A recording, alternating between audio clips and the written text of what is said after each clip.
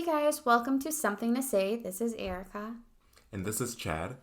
Today we'll be interviewing our very first guest, Aldo, who will be discussing his journey in the United States as an undocumented immigrant. Hope you enjoy and thank you.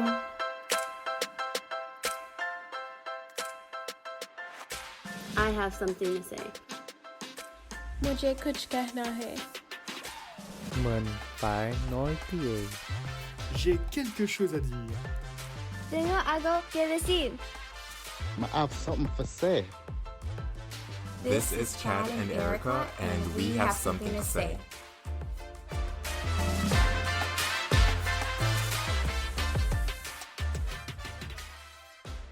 So my name is Aldo Nolasco. I'm 23 years old. I was born in Mexico when I was brought here when I was 4 years old, and currently I have just gone through school, and I'm currently a full-time coach at Palatine Celtic, and I have finishing up my BSN in nursing through Purdue University. So that's a little background about me. So you're currently still in school? Yeah, so I went to COD for 3 years, and then I took my gen ed courses, and I was planning to transfer out to do physical therapy at UIC. Okay. Because of my immigration status, it was kind of hard to get financial aid through UIC, and it was hard to pay school, so I picked the next closest thing that I thought would be in the healthcare field, and I decided to do nursing. I actually jumped into nursing not knowing what nursing was. So I did nursing, and I was like, this has to do with patients and health, and I want to do it. So I did it, and I had never known what a nurse did. I didn't know the tasks. I didn't know anything. And then I ended up liking nursing. I developed my own beliefs on the healthcare and people, and so that was the journey. So I graduated in fall of 2018. I passed my NCLEX in February of 2019. So I've had my license for about a year now. Nice. Okay. Yeah. Congrats. Thank you. And so you completed that through COD? Yeah. So COD has our ADN program, so Associates of Nursing.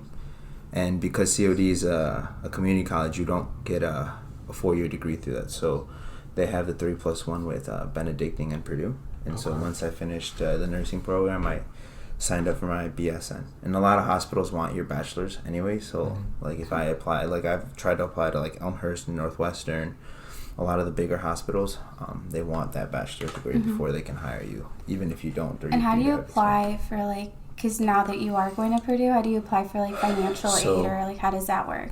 So for me, I think I've been blessed. So when I moved here when I was 4, my dad had 3 jobs. My mom didn't have a job, and so she finally got a job. And so I started at a Head Start program. It's called Outreach Community Centers in Carroll Stream. So that was my Head Start program, and this will make sense when I say it. But so I was 4, and I started the Head Start program. That was my daycare. From Head Start, then started first grade. So when I started first grade, I then went into their after-school programs, 1st through 5th grade after-school program. And then after elementary school, I started their after-school program. After middle school, I then started their high school program. After high school, I started their college preparation program. And through there, they're for nonprofit. So a lot of the things that they're teaching you is life skills, work skills, scheduling, kind of implementing these little disciplines in your life. They taught me about God. They taught me about myself. They taught me about what it means to be a meaningful person in a relationship with God, with other people. So they built my interpersonal skills, and then they built me as a human being. So through them, they get sponsors, that money, and then through them you can get scholarships. So I was fortunate enough to get a scholarship through COP, or College Preparation Program, and that helped me through COD. So they covered about maybe half of my tuition at COD, and the other path was out of pocket. At the time of COD, I was working at Chipotle, and Chipotle gives you tuition reimbursement after a year. So I was able to pay. So I got 2 scholarships that covered that, and then finished nursing school, and then I applied for another one. The foundation is Yes We Can, and up until now, I've been blessed that everything's been covered for me for Purdue University. That's amazing. So I don't have expenses, so that's super nice. But that for me, it was the setup of going through the Outreach Community Center. For me, when I was going through elementary school, I had tutors there, I had mentors, I had big buddies. One of the mentors there, when I met him, he was older. He was maybe 50 years old, and as I grew up into college, I kept in touch with him, and he actually paid my first year of books for me at college. I started school, and he was like, congratulations, this is a gift for me to you. And so he paid my textbooks for a little bit. So I think that's been a blessing to have a backbone like that for me. And how did your parents hear about that program? It's honestly like a community center. Like, it's right in the middle of the community. It was I grew up in Carroll Stream it was on Gunderson Road. And the apartments I lived in were across the street from the place. Oh. Okay. So my mom just took me there, and we didn't know what we were getting into. Out of nowhere, I was like, I really like it here. I got to meet people. I got to learn English really, really well. And then I just moved up in the ranks there. That's the best way to describe it. And I think anybody, and this is just how I see life, like, there's a book I read, it's called Mastery, and it says life is always trying to teach you a lesson if only you're going to be willing to listen. So like in anything you do, everything you do, wherever you are is where you need to be, as long as you're willing to listen to what it's telling you. Mm-hmm. So like for me, it's like I was at the community center, and I either could be there and learn, or I could be there and not do anything, and I would not be anything. So it's like there's always something to learn about it. So I was there, and I took advantage of it, and I learned a lot. I got a lot of tutoring there. I got a lot of mentorship there. So that was awesome for me there. So, yeah. So you pretty much started that program when you were located in Carroll Stream, and then you moved to Hanover Park. So I lived near the community center till about I was 9. And then my parents bought their first house house in Carroll Stream. It was right in front of my elementary school that was Carroll Stream, and it was behind J Stream Middle School. So I lived there, and then my dad would go from one work, pick me up from school, drive me to the after school program, go to the next job. Oh, it was an after school program? Yeah, after school program. Yeah, strictly. So it would be like I'd get home from school, and I'd go to soccer practice because I played soccer. From soccer, I then go. My dad would pick me up soccer practice. We go to the outreach community center, and then outreach community center would drive me back. And I mean, I just recently moved to Hanover Park, maybe 6 months ago. So I haven't lived. You pretty much spent your life in Carroll Stream. Yeah, okay. No, I lived. I've got like 6 months in Hanover Park. Yeah, we just bought a house there. So your family has always lived in Illinois, or? My dad's story. He moved here when he was 17 from Mexico. That was before he married my mom. He lived in California. Okay. He lived in California. When you first moved here? He moved here. Yeah, he moved here in California. So he's lived in California. He went back to Mexico, married my mom, had me. He came back to Illinois because we have a family here. Oh, nice. Okay. And then he came, and then he sent for us, and then we came here. Okay. So he lived here 2 years, I think, before us, and then he sent us, and then I crossed the border, and I came here. So, yeah. Do you remember much from I have an essay that I wrote about my experience crossing the border. But I crossed the border when I was 4, and it was my mom, my uncle, and myself. So it was us 3. My dad had already been living here in the U.S. for about 2 years, and so he sent money over, and then we got the passage over. And I think it was he paid for us, and then because my mom and I was 4 and she was. My mom, she's female, so then we went with one group, and then my uncle went with the guys, and they went through another group. So I don't know much about my uncle. I just know that he did have to actually jump the physical border, so he had to go over it. My mom and I, we had to go in between cars through the border. So we crossed in Arizona, and it wasn't like the desert, like how it's portrayed for us. It was just, I remember a wall, and there was like stations, and there was cars going through, and we had to just run through. Like but that's so I can't cars are going through, and how do you just sneak by? So it's so I remember some of it, and then the other sort of part of it is blurry. So all I know is we were in between cars, and obviously it wasn't just 2 lanes, but it was like a bunch of lanes of cars where you were kind of weaving in and out. Once you cross, you were to run. And so basically my mom and I tried it 3 times total first time we got caught, my mom was put in jail, or we were put in jail. She was handcuffed. The second time, And were you handcuffed? no, just my mom. The second time we were put in jail again, and then actually the second time I actually was fed because they asked me if I was hungry, and I said yeah, and they got me like food. So they gave me a burger, I think. So they got me food, and as we were finishing up, because they just basically get you and then And do they dump you like do back it out. right away, or do you I think stay it's like there a couple for hours and then okay. they dump you back out.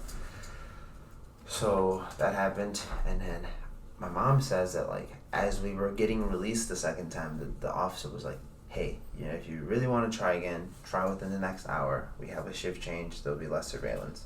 Wait, when you tried the first time, did she get caught and then you guys went back home for a bit and then try to go back like a few days No, later, or 'cause was it like same day? Yeah, it was the same day. So we got caught, put in the cell, dumped, tried again. So like they just bring you back like right across the border. I don't know what town it is like.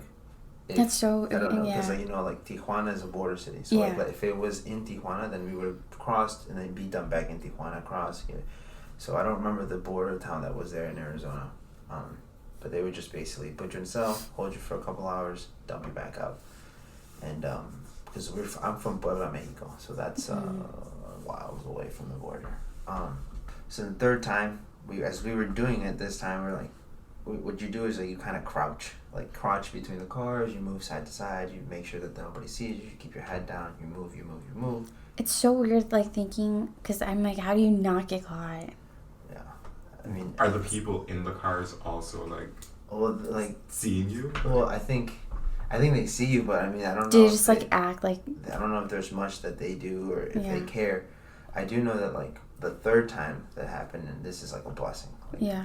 There was a trucker, a big semi truck, and like he saw us like weaving in and out, and he kind of like waved us to his car, and then he told us to go. Was he like Spanish? Like, did he I speak don't even Spanish remember. I don't or? remember what his face looked like. Like I do not remember. Because like, how do you guys know that that's what he was like. You just in- waving. So like hand signals and? yeah. I really don't even know how that happened. Yeah. But we ended up going on the inside of his wheels. So Mm-hmm. like my mom and I were crouched, and he was moving the truck slowly. So it was a slow move, slow. We got out from under, and I remember my mom saying like, when I tell you run, just run. You know, run as fast as you can. So once the truck went past the border, we snuck from under the tires, and we just ran across. And the plan was we run. And then there's a convenience store. So the coyote kind of Like how far away from? You don't I recall? have no idea. Yeah. No. But like before we did that, the coyote kind of laid it all out. Like this is what you do. This is what you do. Once you do this, you're gonna go. So we basically ran into the closest store. Got a change of clothes. My mom got a wig. I got my first toy there, and then like I think I remember asking my mom like, "Hey, I'm hungry," and so she bought me a lemonade. And leaving the store, I think. I don't know exactly what the instructions were, but the instructions like once you change, you have to go to another checkpoint. And so as soon as we Why went, did she have to change? well, because we had just crossed the border, so like you have to Oh, look you're different like because if yeah. not, they're gonna know who crossed the border. So we changed everything, and then I remember my mom was like, "All right, we gotta run again," and then boom, she pulls me. My lemonade goes to the floor, and I kept the toy. We're running, and then the coyote met us up again. And then they took us to a house where like had other families there, and I think we ate like eggs and tortilla, and we waited I think a day until my uncle got there. And then his journey was a lot longer. His journey was longer, and I think it was like through the desert, more of a border, like a very like normal what we've seen before. So then he got there. Once the coyote got the money from my dad again, then they put us on a plane, and then we came straight to Chicago. My dad picked us up. And when my dad picked us up, it was like, I didn't know who he was. I didn't know anything. So that's like all I remember. And after that, it's just like the life of going to Head Start and everything. Yeah. Again. So he was in California, then he moved to Illinois at that time? He moved here to the U.S. at 17. He lived in California. From California, he went back to Mexico, married my mom. They had me. He lived there for 2 years. And then he came back to Illinois to work, and then he lived here. He lived here with my uncle, my aunt, and my cousin, They lived here, and then he brought us back. Like he Was the plan for your dad always keeping you, always like, okay, so he, to just like keep sending money, or was he eventually wanting to have you guys come to the U.S.? No, it was like we were going. So like it was he was just like planning it those 2 years and like saving money, or yeah, my dad's very thinking in the future. Like I think that's like we talked about it earlier. Like a blessing is like he's always thought about like financial stability within the future. So like when I was younger, he started a savings account for me right away, and he would either deposit like $5, $10, you know, and then eventually you start having money for school. So like that was his goal, was like in 2 years they have to be here. And my mom was very attached to her homeland. Like she didn't want to leave. She didn't want to leave where she was comfortable. And then when we moved here, it was basically my dad said, like gave her an ultimatum. I'd say either you come or you stay in Mexico and you forget about us. Like it's not gonna happen. And so that's when my mom decided, okay, to leave. And I remember like my grandma to this day is like super upset about my mom leaving, because she's very traditional. Like you stay here, you're with your family, you live with us, type of thing. So, you know, I still talk to my grandma. I haven't seen my grandmother for 20 years now. My mom's side's grandparents, I haven't seen them for 20 years. I just had my cousins from Mexico, two of them. They visited us in November, and that was 19 years since we saw them. And then I saw my grandmother from my dad's side. I saw her about 4 years ago. It was the first time we saw her. I remember seeing your post. It was the first time we saw her, but like my grandparents, so on my mom's side, she has like blood pressure problems in her earrings, and hearing's not well, so she can't fly. So even if she can get a passport, they don't want her flying. So how does that like make your mom feel? Well, I mean, like I think it's tough for her, because like she talks to them, and you'll hear. I always know when she's talking to my grandma, because she's shouting in the phone, because she can't hear her. She's like, oh, you know, yelling. And every time I talk to my grandma, she's like, hey, how old are you? She calls me like my nickname Aldito, and she's like, how are you? When are you gonna come visit us? Like we haven't seen you in forever. And so my grandma kind of lives with that hope that we're gonna come back. Like she's like, I know you guys are gonna come back one year and stuff like that. So like that's her like hope, is that we come back. But I don't know when that'll be. You know? So yeah. So for me it was, I think for me that also stems with like the lack of not having that sense of family, because like all I know is my mom, dad, brother, and then you like don't have cousins. A couple, like I have like one really really good cousin who like blessed me with a goddaughter. Like she's the cutest thing ever. But like besides that, I don't have like a big family. So it's hard, because of when my grandma came here, it was like, okay, I know you're my grandma. I know that I knew you. But besides that, like you're like a stranger to me. Yeah. So it's very hard for me to like be communicate with her, to like, I know that like traditional, like I've seen like grandkids like go and they give their grandma a hug and this and that. But, like to me, it's so hard to build that rapport with her, because I haven't seen her. I've talked to her a couple times, but like it's like, I know you're my grandma, and I really wish I had a connection with you. Like I really wish I could talk to you about things and get your advice, but I don't know you. So like that's been a struggle for me. Wow. Especially after so much time, Yeah. you know, has passed. It's a challenge to kind of have that relationship. Yeah, and for me, like the closest grandfather I had was like my granddad. His name was Miguel, but he passed away. So he passed away when I was maybe 12. So like since then I was like, that was the one I would talk to all the time and stuff like that. But like besides that, that's all I have. Yeah. Wow. Do you remember like when you were younger, if your parents would talk to their parents back home? Yeah, no. I think I mean at the time there was like cards that you could buy that would allow you to call international. But like, you know, for me, I feel like from 4 to like maybe 13, everything was just being kind of assimilated to here. And like, yeah, I talked to my grandparents like, hey, how are you, this and that. But like at that time, I don't really have anything to talk to them about. So I talked to them a little bit. Then when Skype came out, we would Skype, and then we'd do FaceTime and stuff like that. But like, besides that, I don't have like a big recollection of what family is and stuff like that. Like, family's been like me, my mom, dad, brother, and then occasionally when we get together with like my uncles, like that. Like, but that's about it. Your uncles like have a big family like of their own, or So it's like their own kids and. yeah, no, most of us is just like our 4 or 5 people, and that's it.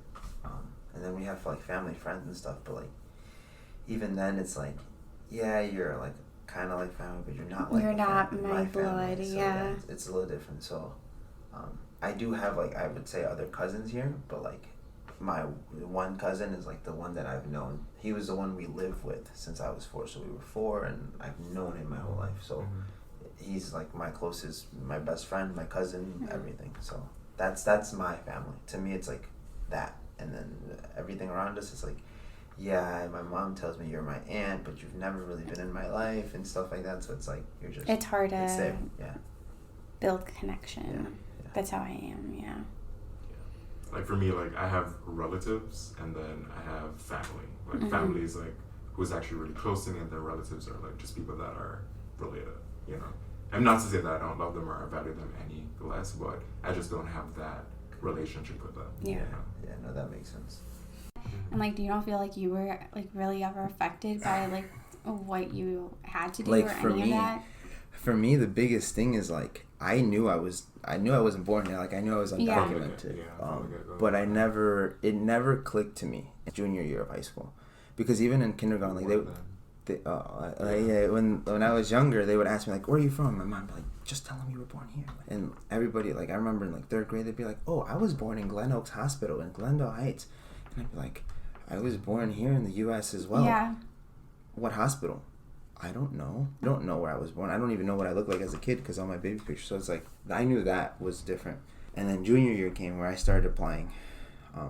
I participated in a program at Wheaton College. It was a 30-day program, and I took classes there at Wheaton College my sophomore summer going into junior year.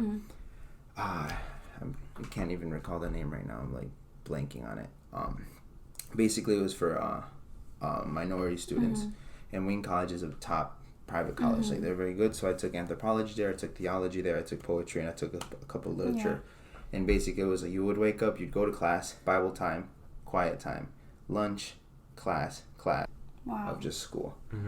And that's where it was like building those skills. The leader or the head of the organization at the time, her name was Veronica, and you'd say I was like disciplined, but I was never very like I was going on. In school for me, it was like I got a C, cool, I'm good with it, and I got nominated for the program, got accepted. One of the professors in the program was my dad's English teacher's husband, so he was the one who was like, you need to do this, and I did it. I disliked it. Like I was like, I can't do this. I can't read the Bible all the time. My quiet time. I can't do the meditation. Like it's so hard. And Veronica sat me down in an office, kind of like this, and she's like, high school's she was like, high school's a game. You do what you got to do. You get the grades you do, and you get at the end of the day, it's a reward. She's like, so what do you want for your life? And I was like, well, I want to be a doctor. I want to do this. And she's like, do you think you're gonna do that, getting C's? And so she basically went off on me about like how I wasn't living up to my potential as a student, how I was not going to be any better than my parents if I kept it up. And so she made me go to the guidance counselors at GBN, take off my class, like I had my schedule already. She had me redo my schedule. She put me in AP classes, and she said, you're going to do these AP classes because I said so. Yeah. And then she talked to my dad, and once my dad said the It's word, like you it have was to. like I now I have and to. he's gonna make sure you do. Right. So that was like the switching point. So I took AP classes. I did that. I proved to myself that if I promised myself I'm actually pretty good at this. So I did it.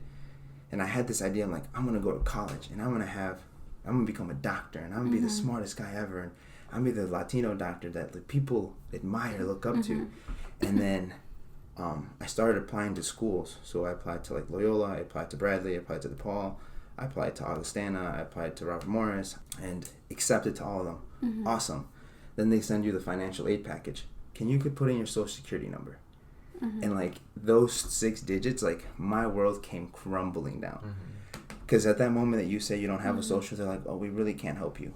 And I remember there was, I think, a week in my senior year where I would cry myself to sleep every night because it was like Like you want to be defeated. able to, Like It you was feel, like, you yeah. want to be able to do it, but It was like You've done everything you needed Yeah. I to was do. like, if and- it was a checklist, like Yeah. this was a checklist, and I went check, check, check, check, check. is But that it's one like, of it was like the one that One I had thing, no yeah. control over was the only one that like I couldn't do it. yeah.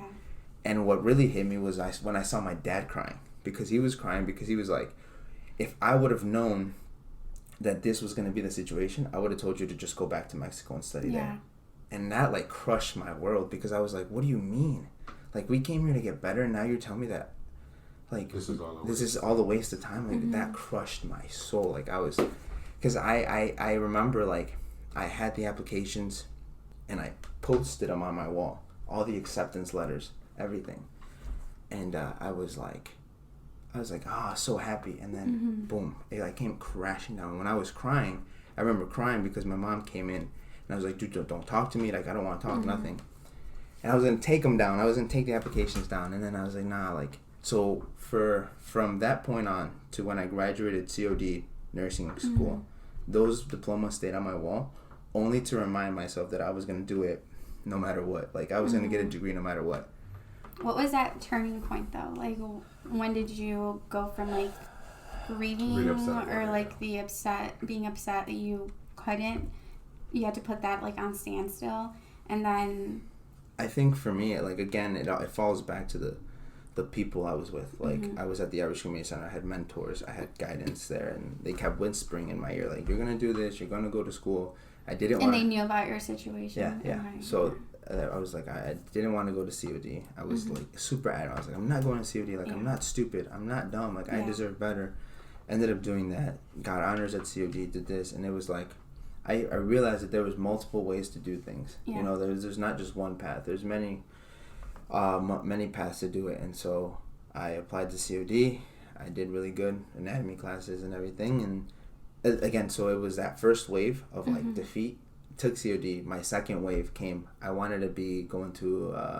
I wanted to so I played soccer my whole year life, and then I wanted to play soccer at Augustana. I was scouted and I recruited, and then I talked to the coach. I've spent time with the team, and then that second wave hit me of like, you can't transfer to Augustana because we can't provide you financial aid. You don't have a social, so you don't qualify. Wow. Second wave. Is that for all schools? Like, all schools have The that? schools I wanted, yeah, like Some of them do provide you, but So, this like- was something that you like wanted. even so that was the second wave. Then there was a third wave when I was trying to apply to the doctoral program at UIC for physical therapy. And I tried to look at they have the Casa Latina on campus, and they have a bunch of scholarships, and I was like, even if I get these scholarships, like, That's I not can't enough. pay $30,000 a year a semester. Like, that's not gonna happen. Like, I was like, I don't know much about money, and money is like value to me, not so much.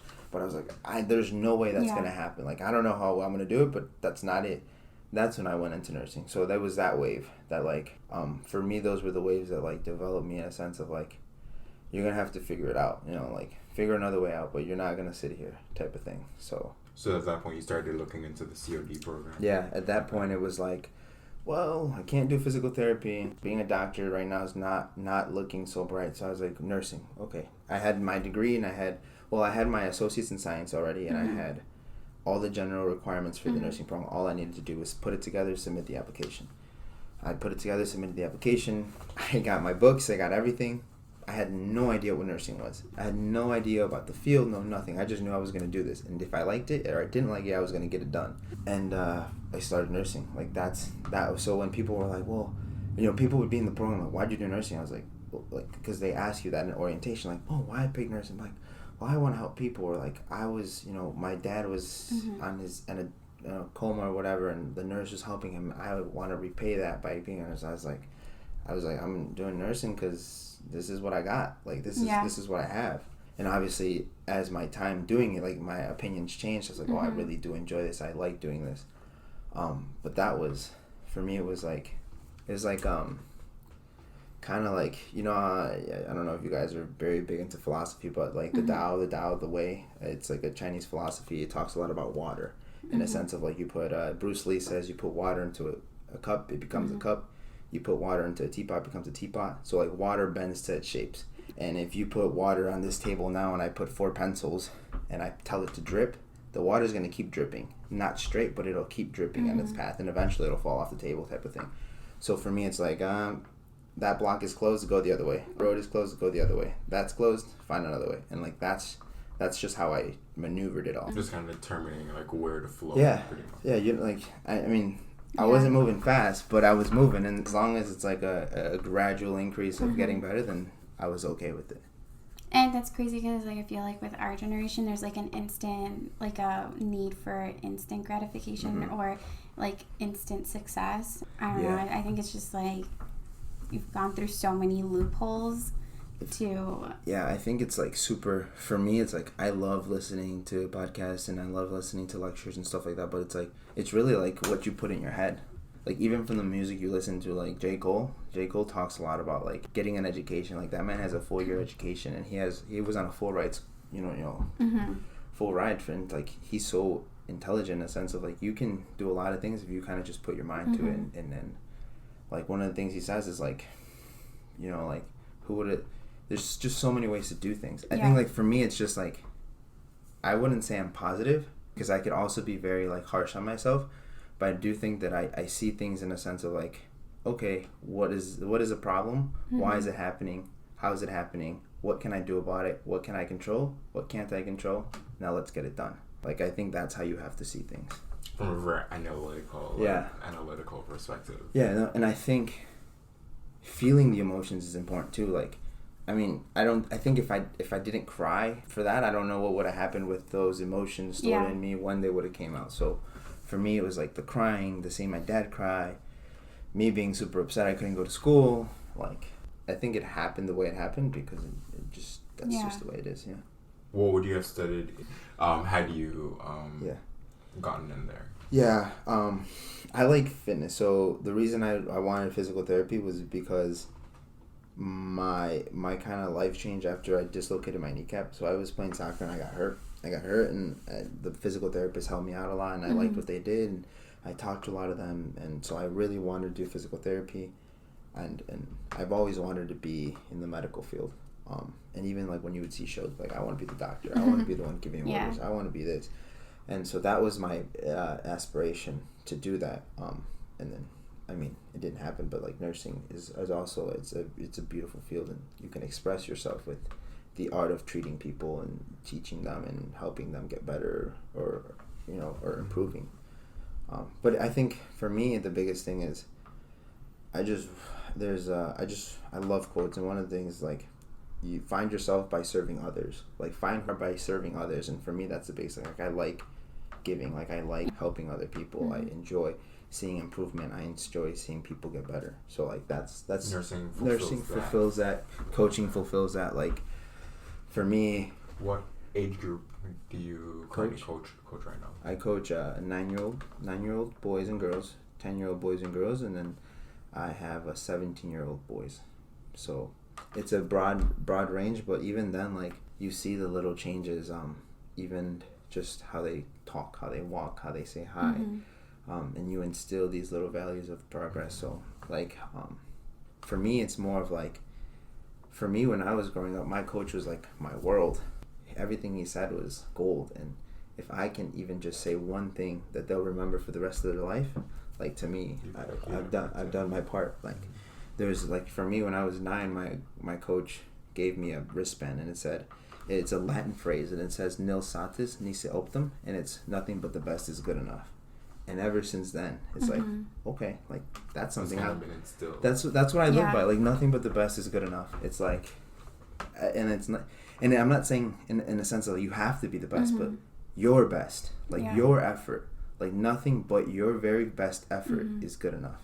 And that's kind of like how I see everything. And it's like, for me, the big thing is I enjoy the idea of being different. Like I think that's a really big spark. Like sometimes I do things, like I'm super hard-headed. That's like one of my worst traits. Like I'm super like, if everybody's going left, I'm gonna go right. And if just for that, if like people, and it's just be to be different. And like I think that wasn't always the case. So, like I used to want to be like everybody else, but like I kind of realized to like for me, not having that college experience was like, okay, I don't have that, but what did I get to experience? At that time, yeah. Yeah, That's like true. you got a job, you were able, you're doing well. So I think that those experiences are different than other people's, but they also make you who you are, type of thing. Yeah. I don't regret like any of like what I had to go through, because I can see the growth that it forced in me. You know, a lot of the things I had to go through when I just moved here, like working at the time I did, and the types of jobs that I had to do. You know, it really makes. How you do you have like? to grow. Sorry, like how like this is a question for both of you. Okay, so how do you like define like you said, like your dad had always like the American dream, being successful. Like how would you even define that then? I feel like when I was talking to Chad, I was like, I feel like we try to put everyone in like one category. Like if you're not like a doctor, a lawyer, or something like this, then you're nothing or you're not successful. Right. And then, but like, what if somebody's happy doing like something else and didn't take those steps, like didn't go to college like right after high school, or didn't graduate or finish school? What really defines being successful or being quote unquote like good enough or important? Yeah, I mean, for me, I feel like it's ultimately your impression of success. Like, what does success mean for you? For me, it could be like you were saying, like I had to be a doctor to be or feel successful. You know, for somebody else, it could just be, hey, I'm doing this accounting job, like I'm making enough money, I can support my family, I'm happy. But I think I'll ultimately truly feel successful once I'm able to support my family, my mom, and all the relatives that I know, do need that support, and I know that I can be that person for them, But I know that right now I'm not necessarily there yet. So I think for me, that's probably going to be one of the ultimate markers of success for me, For me, success would be, I think it, like he said, like you said, it's subjective to everybody. Like your success is different, my success is different. It's kind of like laughter. Have you guys seen the Joker, the new movie? Yeah. Where he's gonna before he shoots, what he said, jokes are subjective. What you think is funny, I think is not. And vice versa. So it's like, I think for me, success would be always giving when you can give. Like if I can do that, I'm successful. Always loving those who are around me unconditionally. That's successful.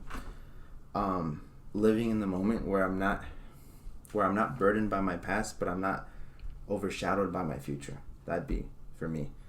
And the fourth one is being able to wake up every day motivated to improve. Like, because I feel like if I say me being successful is going to be me being a nurse, I don't think that for me I will feel successful. Like, successful to me is like a feeling. Yeah, because I was going to ask, I was like, how can you, like for you, because like I feel like you're really good at like the whole mindset thing. How are you grateful for what your current position in life, but then continue to work towards your goals without kind of letting your current position like overshadow the goals? Does that make sense? Like you're kind of like, okay, so like right now I'm like, okay, I'm happy that I'm in the situation that I am. I'm going to school and I know I'm gonna like eventually be a nurse, like I said. And then how do you not let that dream or that like goal overshadow like what you're currently doing? Because I think I truly believe that I'd like to think I'm living in the moment where like I'm here, it's awesome, like I'm on a podcast, the day is nice, I love it. I woke up and I saw my mom and dad and we had breakfast together and I slept in a bed and I was fine. And I woke up, I have my phone, I have a car, I have a house. Like I'm here. I'm thankful to be here. And and like for example, like you moved here as well when you were younger, but like I identify and I am very well aware that I was blessed to have the head outreach to help me. So I know that for a fact. And for me, it's just like, I don't worry about the future because I do worry in a sense of like, how am I going to provide for my family, financially, this and that. Like those are burdens, but those are motivators. Like those are little sparks to like, let's go. But then it's like, don't forget, like you're still here. Like what's the point of living in the future when it's not here yet? And what's the point of living in something that's already happened?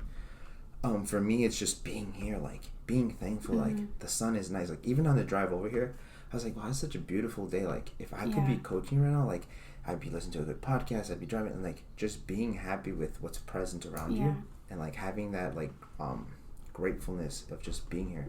I think for me that's the biggest thing. Because like to say that I don't stress about the future is like I stress, but I also, it's like, all right, you're stressing, but let's look at where you are now. Like, are you happy? Are you not happy? If you're happy, good, keep doing it. If you're not happy, why are you not happy? And is it something you can control? For me, that's the biggest thing. Like, but you can control most anything, right? Like when it comes to emotions, or no?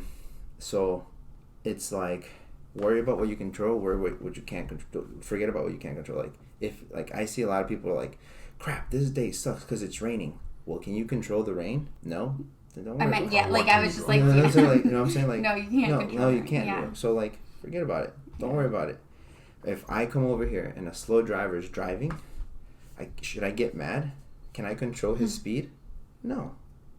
I can you can control your... I can control my speed. Yeah. I can control your action. I can slow down and I can go around. So like, I try to think about what can I control.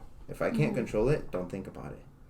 So like, I think even with politics and a lot of that stuff, you do have some kind of control over it, but like I can't just snap my fingers and change things. So you kind of have to just do with what you got, like live with it kind of thing. That's how I see things. I don't know. That might also be like a very bad way to see things. I don't know. For me, I almost feel like I haven't. I mean, it could be that I have that feeling because I haven't been fully exposed to life. I mean, I'm 23, so maybe in 5 years something happens and whatever, and my life flips upside down, and then maybe I'm sitting on the other end and I'm like, wow, life sucks. So I don't really know. So do you have any siblings? Yeah, so I have a younger brother. Okay. Just one younger, but he's 17. He just graduated Glenbard North, and he graduated early. Oh no, this is he's a summer. This is summer for birthday. them. He graduated he graduates the 29th of this month. Okay. But his last class was I think on Monday of last week. So he's just finishing up school. Oh, nice. Yeah. Was he born in? Yeah, he was born here. He was born. Yep, he was born here in Glendale Heights, I think. Yeah, he was born here. He's looking to do some nursing as well. So. That's nice. So you kind of motivated him. Yeah, I think it was more of like, so I didn't even realize, but like, well, I think one of the reasons, like my mom is just waiting for the day where I put my scrubs on and I go to work because that's gonna bring so much. So my mom, when she was growing up, she had a lot of siblings, and so at the time that she was going to school, my older uncle was also going to school, and she got enrolled into a nursing school. So she was going to nursing school. She finished the first semester, but then my grandma was like, we can't pay for your school and your older brother's going. So she stepped out, and my uncle was like, I'll promise you that once I graduate, I'll help you go back to school. He graduated, finished, whatever happened, she never went back to school. Like, she wanted to do nursing. She like wanted that profession. And so for her, it's just like, she was like putting it in my brother's ear, and finally my brother's like, yeah, I'll do nursing. And I think like at the end of the day, like, he may or may not like it, and if he doesn't like it, he'll figure it out. So there's nothing wrong, but like, I feel like that's like the thing with like my mom was like, you're not like with my major, just like communications, media, PR, and advertising. She's like, what is that? Or like, is that like, what are you gonna get out of that? Or like, I kind of had to like block out everyone's view of what like success is, because for my parents it's like becoming like a lawyer, a doctor, like a teacher. That's like something realistic. Yeah, for me, my mom was the one who was like, nursing is really good, you should go into nursing. My dad, he's like full of sayings, and one of it's like he like Sam, because I told him, I was like, look, I got my nursing degree. And they're like all excited, like, oh, but I'm gonna go be a full-time coach. And everybody's like, what? You're not gonna do nursing? You're gonna go coaching? I was like, yeah, I'm gonna do that. And they're like, but why? Like, nursing is like so like it's looked up on, like, oh, you're nursing, you're in a hospital, you're making good money, and you're gonna go for like less money to coach little kids, 6-7 days a week, 6-7 days a week, and you're gonna go spend time with 9-year-olds who freaking eat their boogers. Like, that's what you're gonna do? And I was like, yeah, that's what I'm gonna do. And so he was like, okay, do it, but be the best at it. And so he's always been like, you can be the water boy for Chicago Fire, but be the best water boy. It doesn't matter what you do, but be the best at it. Like, be the best at what it is. And like in life now, it's like you can be you can make money basically doing anything. Like, literally, if you're good at something, get really, really good at it, teach it, and then you make money. So, like, for me, if that's the point if that's someone's success to be financially stable, you can do that. First, like, I didn't know about, like, the wine tasting. What's that position, like a sommelier? The ones that, like, taste the wine. The wine experts. Exactly, like, Yeah. wine, like, I had my first glass of wine 3 weeks ago. Yeah. I've never had wine in my life, and I was like, but people get paid for tasting this and good at it. Like, you can do anything. And like reading it, analyzing it. It's like everything in life has its own details. So like you can It's just like you have to dig deep. And, you just have to get good at it. Yeah. Get good at it, understand it, and then once it becomes like breathing, then you have no problem having a career out of it. I feel like. When did you even? Because I know you said that when you were younger, your mom would tell you, like, don't tell anyone about your status. When did you start feeling comfortable talking about it? But why has that, like, kind of... Because I feel like at one point you were kind of opinionated on Twitter, but then it randomly, like, stopped. Yeah. I guess it was one of those things where I was like, my tweeting's not going to change the world. Why invest energy into it? Nothing's going to happen. For me, being a DACA student, I think for me, once I was like, crap, I don't have a social. I'm undocumented. The moment that it was like, I'm undocumented, gave me like again, going back to my coaches, like one of my coaches used to say is like, have that underdog mentality. Like, you're worse than the other team, but now you got to work harder.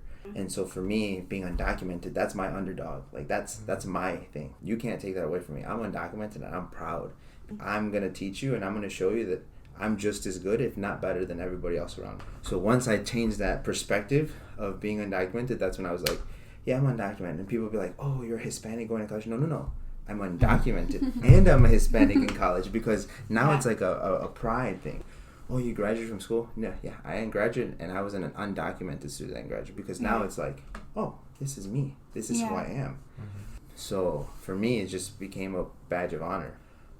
I did, it was like a lot of little things, but like, I don't know if you've seen my social media, but I drew a picture of a border, and it's a kid hopping the border.